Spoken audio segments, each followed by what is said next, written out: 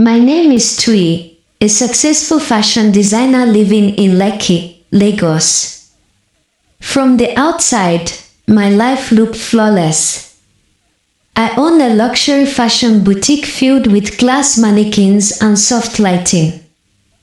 I lived in a beautiful apartment overlooking the city. People admired my work, my confidence, my independence. But when night came, something else on me. For years, the same dream haunted me. Almost every night, I found myself standing beside a dark lagoon. The place never looked like a normal body of water. The air was thick, heavy, like it had weight. No birds, no insects, no wind. Even my breathing sounded loud, like I didn't belong there. The water was black and smooth, not rippling, just watching me, like an eye that never blinked. Sometimes I could smell it before I even saw it, a damp, rotten smell, like wet soil mixed with blood. Then I would feel him before I saw him. A tall man stood near the edge of the water, always facing me, always silent. His body looked human, but wrong, too tall, too still. His skin was dark and wet, as if he had just risen from the lagoon. His face had no features, no eyes, no mouth, just smooth darkness. Yet somehow, I knew he was looking straight at me. Whenever I tried to move, my feet felt rooted to the ground. My chest would tighten. My heart would pound so hard it felt like it wanted to escape my body. Sometimes I wanted to scream, but no sound ever came out. On worse nights, women dressed in white would appear. They came from nowhere, gliding across the water or standing behind me. Their clothes were soaked at the bottom, clinging to their legs. Their faces were blank, no emotion, no pity. They didn't touch me. They just stared, like witnesses to something that had already been decided. Then the man would step closer. Each step made the ground feel heavier. The lagoon would begin to whisper, not words, just low sounds, like murmuring voices trapped underwater. My body would feel weak, drained, like something was pulling life out of me. That was usually when I woke up. Every time I woke up, my heart raced violently. My body felt exhausted, like I had been fighting all night. Some mornings, I woke with scratches or bruises I couldn't explain. My spirit felt empty, hollow. I tried to live normally. I prayed casually. I talked to people. I distracted myself with work. But nothing stopped the dreams. And no relationship survived me. Every man who came close eventually left, some suddenly, some after confessing strange feelings of fear or heaviness around me. One man once told me, shaking, "I feel like something watches us when I'm with you." He never called again.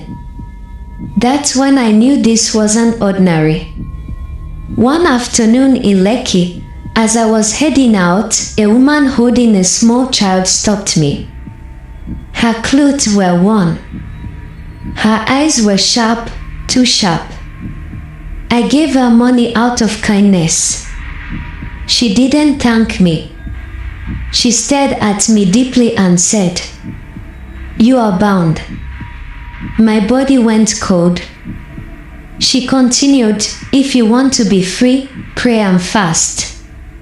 Lock yourself in your room. Do not come out until you face him and defeat him." Before I could ask anything, she added quietly, Pray until something happens. That night, I broke down completely. I cried until my chest hurt. I remembered every failed relationship, every lonely night, every dream by the lagoon.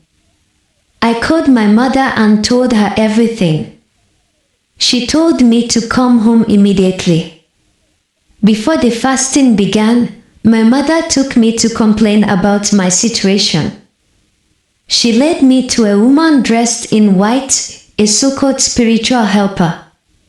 Incense filled the air. Rituals were performed. Words were spoken over me. For a moment, I felt relief. Hope. But hope didn't last. When I returned to my apartment that night, the atmosphere was wrong. The room felt cold, unnaturally cold. The air was heavy, pressing against my skin. My lights flickered. Then I saw him. He was standing in my bedroom. Wet, tall, silent. The same man from the lagoon. Before I could react, he attacked me. I couldn't move. I couldn't scream. It felt like my body was being violated both physically and spiritually. Pain shot through me. My limbs felt numb. His voice finally came, deep, calm, certain. Never go anywhere again. You belong to me forever. When he disappeared, I collapsed. My body ached. Bruises appeared on my skin. That was the moment I knew. This was real. Terrified and broken, I remembered the woman's words. I locked myself in my room and began a 21-day fast and prayer. The attacks became worse. Shadows moved.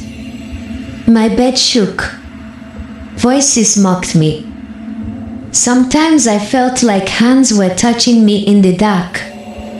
Sleep became a battlefield.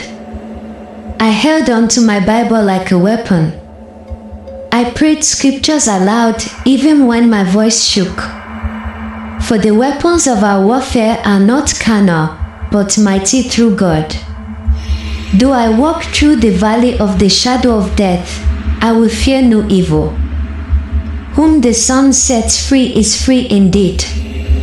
On the 21st day, at exactly 2:15 a.m., he appeared again. This time, he was furious. Water dripped from his body onto my floor. The room smelled like the lagoon. He said, "You were given to me."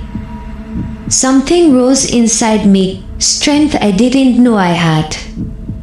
I stood up and shouted, "I am not the one who made a covenant with you. I reject you in the name of Jesus." Suddenly, chains appeared around him. He screamed. He struggled. There was nowhere to go. He dissolved into mist, and the room became silent. That night, I slept peacefully for the first time in years. Today, I am married. I have children. Nothing follows me. Nothing follows them. I am free.